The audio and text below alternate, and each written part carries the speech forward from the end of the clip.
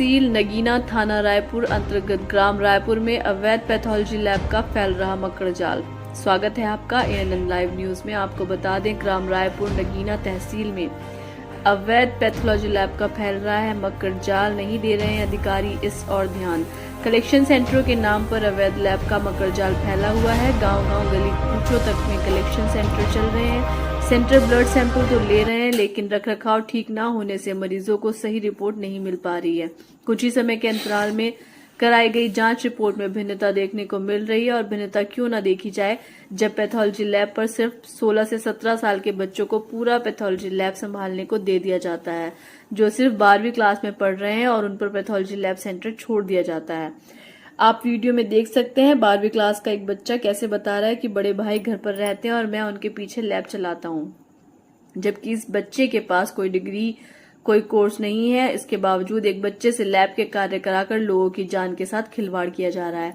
स्वास्थ्य विभाग की सुस्ती के चलते जिले में अवैध पैथोलॉजी लैब और कलेक्शन सेंटर का धंधा तेजी से फल फूल रहा है। गांव कस्बों तक कहीं एक कमरे में तो कहीं संकरी गलियों में पैथोलॉजी लैब चल रही है। अब प्रशिक्षित कर्मचारियों से काम चलाया जा रहा है। हाल ये कि एक ही सैंपल की अलग अलग रिपोर्ट आती हैं और रेट भी अलग अलग हैं।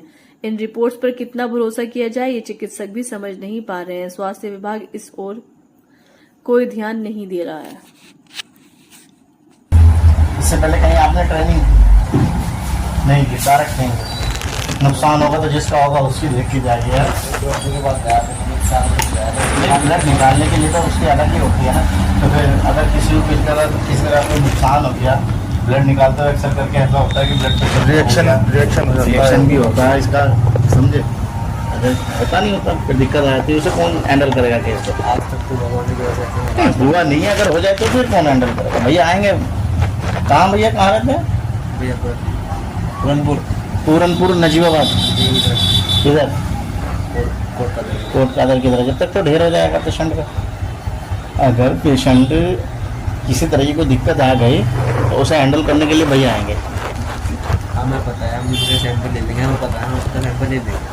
अच्छा, तो हम अगर लेंगे तो हम देख के लेंगे कहाँ पे बेंच दिख रही है, कहाँ पे नहीं दिख रही है। आपको तो अथॉरिटी नहीं है ना, आपके पास में तो इसकी डिग्री नहीं है लेने की।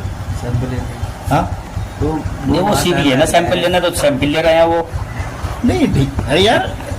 तो फिर आप भी बैठ दो एक दुकान लेके, एक अक्की भाई एक ये बैठ जाएंगे, सारे के सारे इंजेक्शन लेके निकाले जाएंगे ब्लड। हाँ, इसके लिए डिग्री का भी होना जरूरी है। नहीं फिर कोई भी लेके बैठ जाए, कोई भी कर लेगा इस काम को।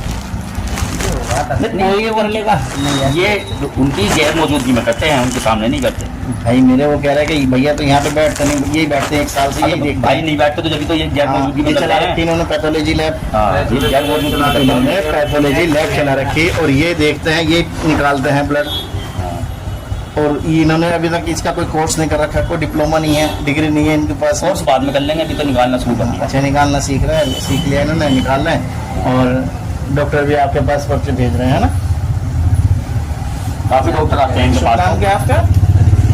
तनिष्क कुमार। दिनेश कुमार। दनिश कुमार। एजुकेशन कितनी है? 12th कर रहे हैं अभी। 12th पढ़ रहे हैं अभी। हाँ, कर रहे हैं। तो ये तुम्हारी क्लिनिक जो है रायपुर सादात में है ना? पूरा नाम क्या है इस गांव का? रायपुर सादात बैसुलाली नाम है। रायपुर चुड़ैली। थाना भी लगता है। अच्छा, नगीना देहात। थाना कौन सा?